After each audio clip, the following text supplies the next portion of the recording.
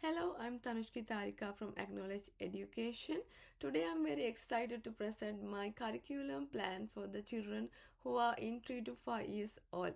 So, my curriculum plan's theme is Imagine, Play and Discover, and it integrates play-based learning mainly with the Immersion curriculum model and STEM elements, which are science, technology, engineering and mathematics. So, let's start. Before moving to my curriculum plan, I'm going to explain based on what I made my curriculum plan. I represent my philosophy as a tree, as you can see in this slide. Because a tree is a collection of lot of parts like trees, branch, roots, like that. My curriculum plan also connects various theories and models. So, as you see in the slide, the trunk is play-based learning which support joyful and hands-on exploration. The roots are children interests reflecting the immersion curriculum. When it comes to branches, it is STEM learning where children explore and discover. And leaves show sensory engagement full of curiosity and creativity.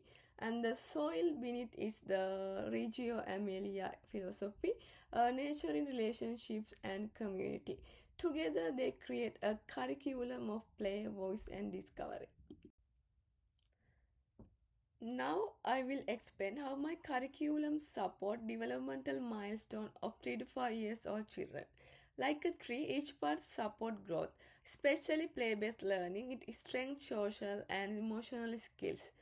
Immersion curriculum builds language through storytelling and shared ideas.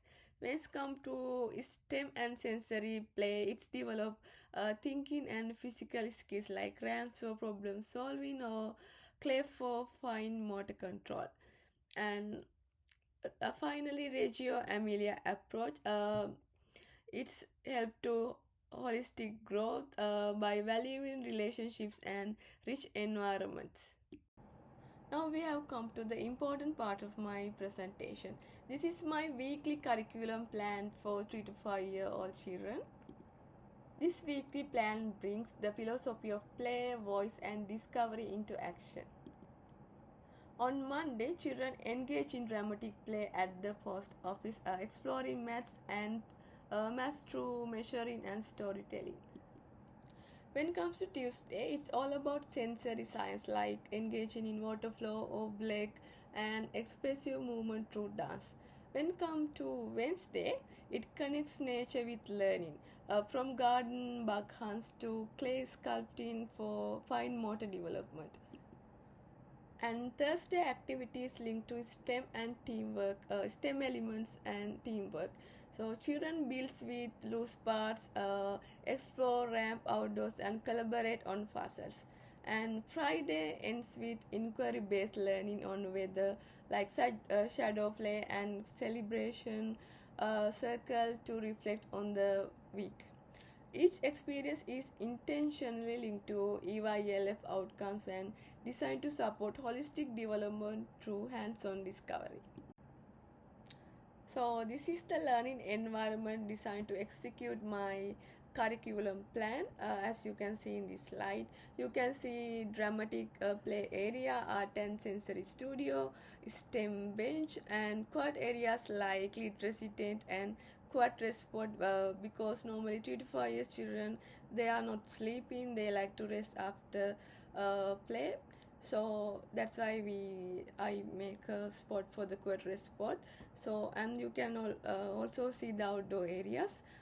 This each zone supports a specific learning goals. For example, the loose part zone invites engineering and creativity, while the nature garden promotes scientific observation. So the layout ensures children have autonomy while maintaining supervision. Now I would like to share how we ensure safe supervision throughout the day. Our plan includes for educators according to the Victorian regulation, which is 1 to 11 ratio for 3 to 5 year old children.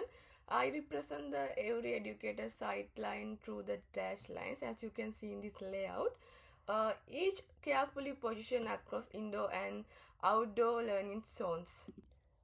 So here one manage transition and indoor spaces, another support quad areas, and two focus on high risk zones like climbing and water play.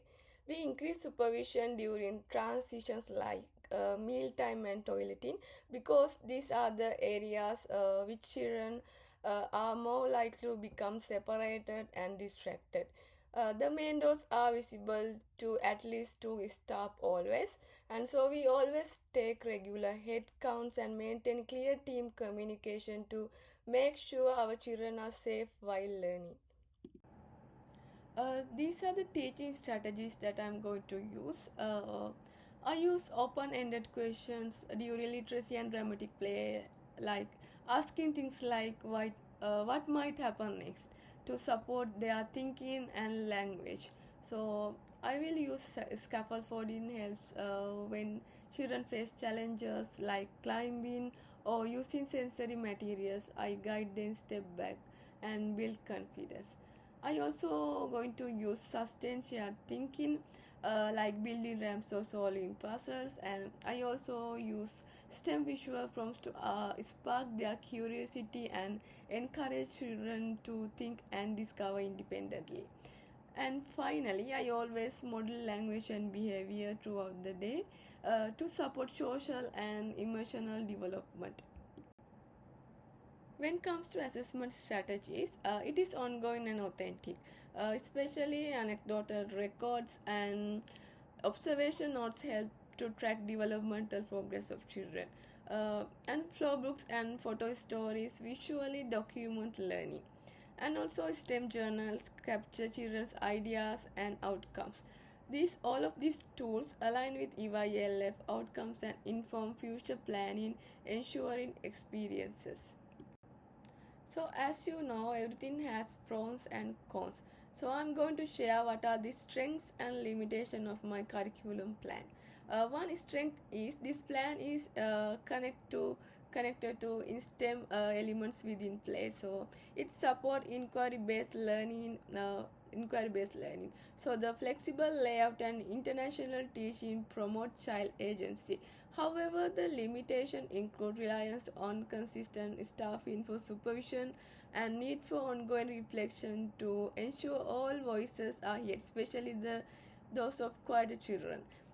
These are the areas for continuous improvement. Now we have come to the end of our presentation. These are the references, and thank you for listening.